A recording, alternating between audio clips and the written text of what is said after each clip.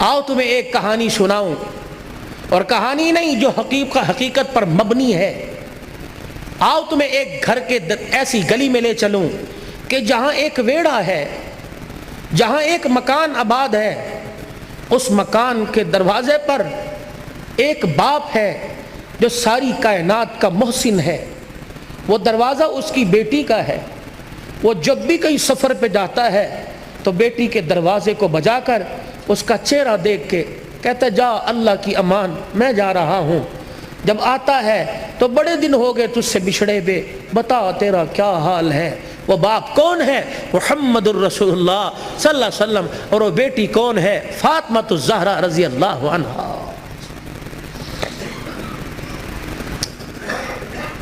شادی کرنے سے پہلے سیرت پڑھو، سیرت فاطمہ پڑھو، میرے نبی اور نبی کی گھر والی سیدہ عائشہ کی مبارک زندگی پڑھو۔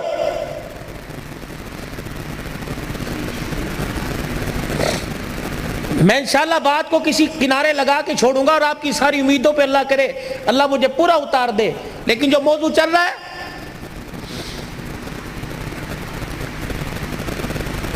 شادی ہوتے ہی اوقات دکھانی شروع کر دیتے۔ شادی ہوتے ہی گلی کے کتے کو کر کے اس طرح کرتے ہو، گھر میں آتے ہو پتہ نہیں کیا ہو جاتا ہے، پتہ نہیں کون سا زبان پر گندگی کا جانور باندھ کے لاتے ہیں۔ گھر میں آتے ہی دے مار 4:30، اس کو گالی، اس کو گالی، اس کو گالی، لائٹ چلی گئی بیوی کو گالی مل رہی ہے، فریج کا پانی ٹھنڈا نہ ہوا بیٹی کو گالی دینا شروع کر دی، سالن مرضی کے مطابق نہ پڑا لات مار کے بہن کو گالی دینا۔ یہ کوئی انسانیت ہے؟ صبح سے لے کر شام تک دکان پہ بیٹھا رہا، 5 روپے سے لے کر 500 روپے والے گاہک کو ہنس ہنس کے باتیں کرتا رہا، اور گھر میں آیا پتہ نہیں تو انسان ہی نہ بنا۔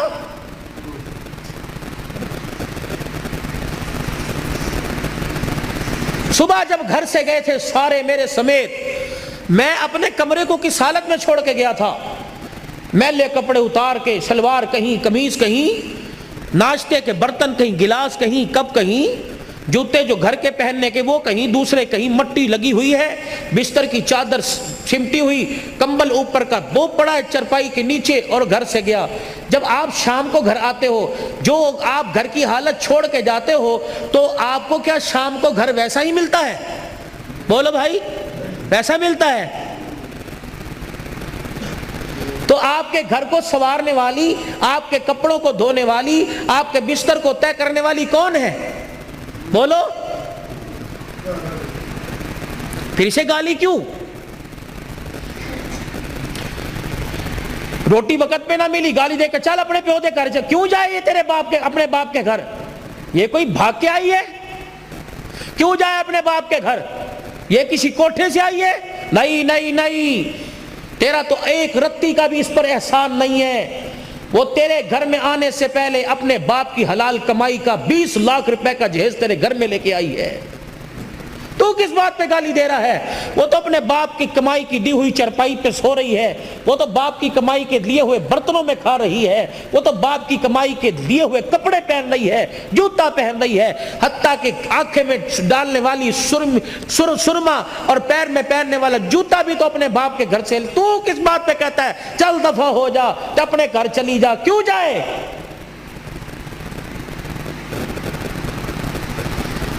کیوں جائے؟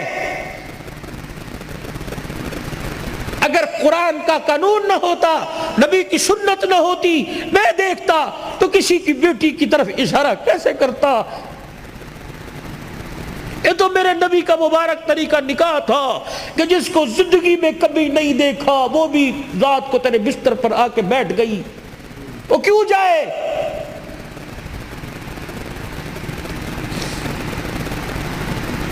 تو نے کہا اٹھ گئی، تو نے کہا بیٹھ گئی، تو نے کہا لیٹ گئی۔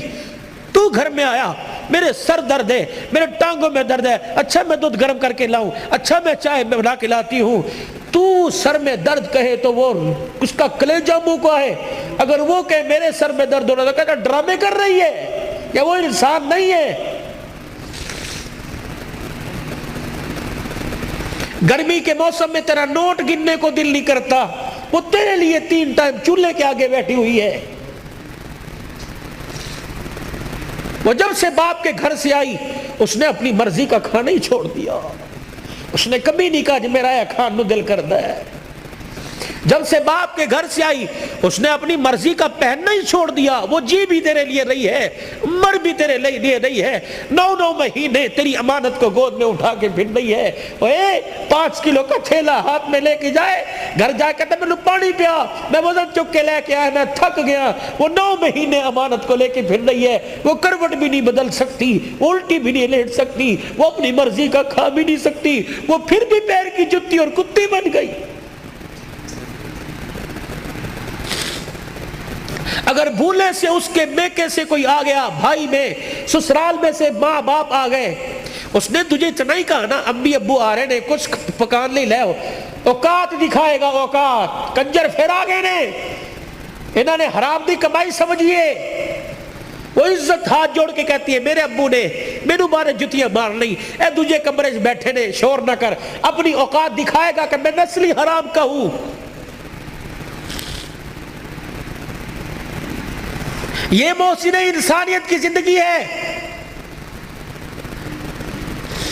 تو دیکھ میرا نبی گھر سو رہا ہے, آرام کر رہے ہیں, دروازہ بجا.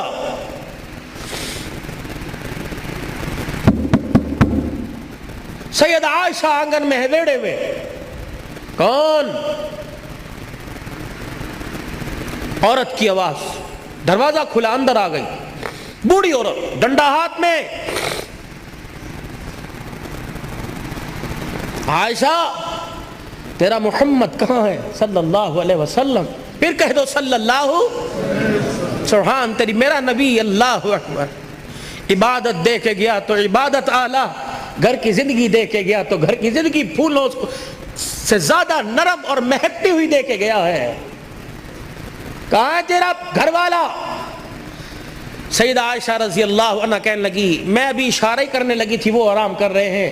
اس عورت کی آواز کو سن کے اٹھے, اپنی تہمت کو سنبھالا اور جلدی سے چرپائی سے اترے اور اس عورت کے قریب جا کے اسے دیکھنے لگ گئے. پھر وہ بھی بیٹھ گئی, حضور بھی بیٹھ گئے. کہا میں بڑی حیران. وہ اسے دیکھ کے رونے لگ گئے, وہ آپ کو دیکھ کے رونے لگ گئی. میں نے کہا پتہ نہیں کیا ہوا, کیا خیر ہو؟ کہ میں نے ذہن پہ بوجھ ڈالا, مجھے رشتہ دار دور پار کی لگی نہیں, نہ میرے خاندان کی نہ حضور کے خاندان کی.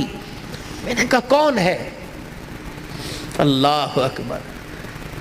عائشہ جلدی کھانا تیار کر, اس کے لیے لاؤ. کبھی میں نے لا کے کھانا رکھا. عائشہ دودھ بھی لے آ. عائشہ تیرے پاس کوئی فالتو کپڑے ہیں وہ بھی دے دے, اگر نہیں ہے تو میری نبوت والی چادر اس کی جھولی میں لا کے ڈال دے. عائشہ کوئی پیسے پوچھے ہیں کہ اتاق میں رکھے ہوں تو وہ بھی اس کو دے دے. اماں کہنے لگی میں سر پکڑ کے بیٹھ گئی, آج سے پہلے اتنا نوازا کسی کو نہیں. پھر وہ سارے کام سے فارغ ہوئی, اٹھی, حضور آگے بڑھے, پردہ ہٹایا, رخصت کیا. جہاں تک وہ جاتی رہی دیکھتے بھی رہے, روتے بھی رہے. کہ میں جہاں کھڑی تھی میں نے دل میں خیال کیا, میں نے کہا رات کو آئیں گے نا عشاء کے بعد, جب مجھے اپنی چرپائی پہ بٹھائیں گے پھر میں پوچھوں گی یہ کون تھی, ابھی نہیں میں پوچھتی. سیدہ عائشہ رضی اللہ تعالی عنہ کہتی ہیں بستر پر آ کر رحمت دو عالم صلی اللہ تعالی علیہ وسلم لیٹ گئے اور آنکھیں مبارک بند کر لی اور اپنی دونوں مبارک کلائیاں اپنے چہرے کی طرف اپنے چہرے پہ رکھ کے کروٹ کے بل لیٹ گئے. میں اپنے گھر کے کام کاج میں مصروف ہو گئی. تھوڑی دیر میں مجھے بستر انور سے, وجود انور سے رونے کی آواز آئی. میں نے چھلانگ ماری بستر پہ, حضور علیہ السلام کی کلائیاں مبارک اپنے ہاتھوں سے پکڑ کر میں نے یوں چہرے مبارک سے ہٹائی, دیکھا پورے رخسار پر پوری داڑھی آنسوؤں سے بھری پڑی ہے. میں نے کہا سونے ماں باپ قربان ہو جائیں، مجھے بتاؤ کس چیز نے رلا دیا؟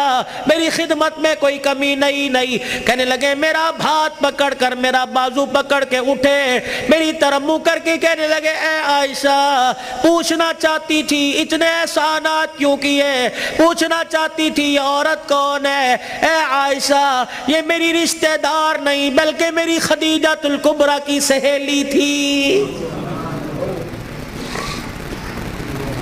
یہ کوئی میرے ماں کے خاندان کی نہیں، میرے ابے کے خاندان کی نہیں، میری خدیجہ الکبریٰ کی سہیلی تھی۔ کملی والے خدیجہ الکبریٰ کی سہیلی، اتنے لوازمات سے نوازا۔ فرمایا عائشہ تجھے کیا بتلاؤں، میری خدیجہ کی حیاتی میں جب بھی یہ میرے گھر آیا کرتی، جو میں نے اس کو دیا وہی میری خدیجہ الکبریٰ دیا کرتی۔ میں نے خدیجہ الکبریٰ کے لیے اچھی سہیلی کو وہ کچھ دیا جو خدیجہ دے، تاکہ قبر کے اندر خدیجہ کی روح ٹھنڈی ہو جائے۔ اور ذات ہے سب کچھ برداشت کرتی ہے، لیکن شوکل کی التعریف برداشت نہیں کرتی۔ حضور کی گھر والی ہونے کے ساتھ ساتھ ایک عورت ہے منہ پھیر کے بیٹھ گئی۔ اے عائشہ بتا تجھے کیا ہوا، تو نے منہ کیوں پھیر لیا؟ ما یبکیک یا عائشہ، تیری آنکھ میں آنسو کیوں آ گئے؟ کس چیز نے تجھے رلا دیا؟ سیدہ عائشہ حضور علیہ السلام کی طرف منہ کر کے کہنے لگی کملی والے جب بھی روتے ہو خدیجہ کو یاد کر کے روتے ہو، آنسو بہا بہا کے روتے ہو، اس کی جدائی میں اتنا روتے ہو کہ آدھے رہ جاتے ہو، غم سے نہ ڈھالو کہ ہو جاتے ہو۔ کملی والے تیرے گھر میں حفصہ بھی آ گئی، تیرے گھر میں زینب بھی آ گئی، تیرے گھر کے اندر ام حبیبہ بھی آ گئی، ام سلمہ بھی آ گئی، میں عائشہ جیسی کواری عورت آ گئی۔ کملی والے ہمارا حسن و جمال اور خدمات دیکھ کر تجھے ابھی تیری خدیجہ کیوں نہیں بھولی ہے؟ جب بھی یاد کرتے ہو خدیجہ کو، جب بھی یاد کرتے ہو خدیجہ کو، ہماری خدمت میں کوئی کمی ہے؟ نبوت کی آنکھوں میں آنسو آ گئے۔ فرمایا اے عائشہ میں ہاتھ جوڑ کے کہتا ہوں میری خدیجہ کو کچھ نہ کہا کرو، میری خدیجہ الکبریٰ رضی اللہ تعالی عنہ اور تمہارے میں فرق کوئی نہیں، وہ بھی خدمتگار تم بھی خدمتگار ہو، فرق صرف اتنا ہے تم میرے سکھ کی ساتھی ہو اور خدیجہ الکبریٰ رضی اللہ عنہ میرے دکھوں کی ساتھی تھی۔ خدیجہ میرے دکھوں کی ساتھی تھی۔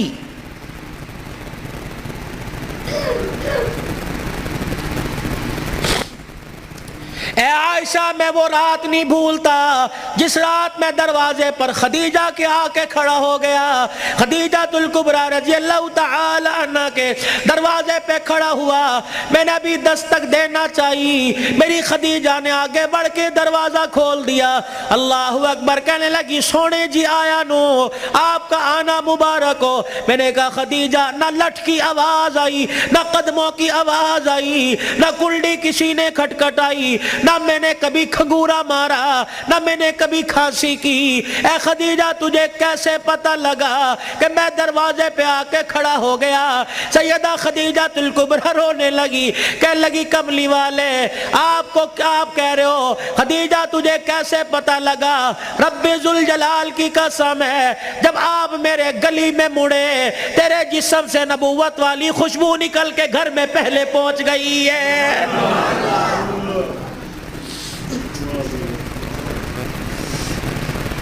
عائشہ رضی اللہ عنہ خدیجہ الکبریٰ نے میرا چہرہ لولوحال دیکھا اور دیکھ کے کہنے لگی آج بھی مکے والوں نے تجھے مارا ہے؟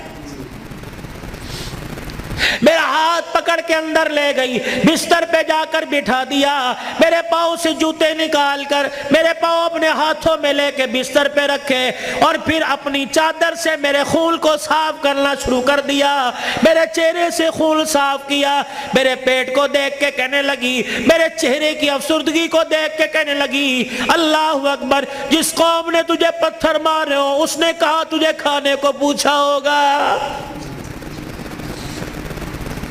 اے عائشہ مجھے نہیں پتا میری خدیجہ دودھ کہاں سے لائی، مجھے نہیں پتا میری خدیجہ کھجوریں کہاں سے لائی۔ سامنے اوطاق میں سے کھجوروں کا پیالہ اٹھایا، دودھ کا پیالہ اٹھایا، میرے سامنے رکھ کے بیٹھ گئی اور رونے لگی، کہنے لگی کھا لے بھوک لگی ہوگی۔ کھجور کا دانہ پکڑاتی جاتی، میں منہ میں لے کے چباتا، دودھ کا پیالہ آگے کر دیتی، ادھر میں کھجور کا دانہ کھاتا، ادھر دودھ کا گھونٹ پیتا۔ کھاتے کھاتے مجھے خیال آیا کھلانے والی نے پتہ نہیں کچھ کھایا کہ نہیں کھایا، میں نے کھجور کا دانہ پکڑ کر خدیجہ کو دے دیا، میں نے کہا ایک تو کھا لے۔ اے عائشہ، اس نے میرا ہاتھ پکڑ کر وہ کھجور کا دانہ میرے منہ میں دے دیا، کہنے لگی آپ کھاؤ، ہماری فکر نہ کرو، اللہ نہ کرے ہمیں کچھ نہیں ہوگا، بالفرض اگر ہمیں کچھ ہو گیا تو ہمارا نقصان ہوگا، اگر بھوکا رہنے کی وجہ سے آپ کو کچھ ہو گیا تو اللہ کی قسم خدیجہ کا نہیں بلکہ ساری امت کا نقصان ہو جائے گا۔